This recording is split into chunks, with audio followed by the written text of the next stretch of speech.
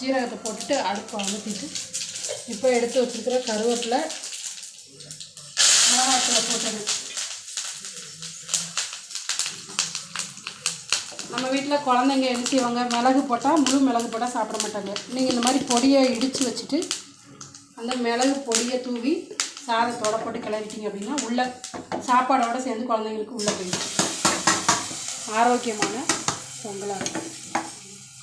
இப்போ அது பொங்கல் வந்து நல்லா குழஞ்சி வரும். பார்த்தீங்களா வெண்பொங்கல் எப்படி குலைவாக வருதுன்னு.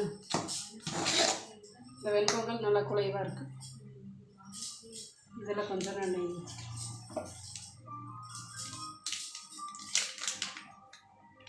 அவ்வளோதான். இப்போ பாருங்கள், சூடான சுவையான வெண்பொங்கல், அதற்கு ஏற்றாப்புல சூடான சுவையான பச்சடி. வாங்க.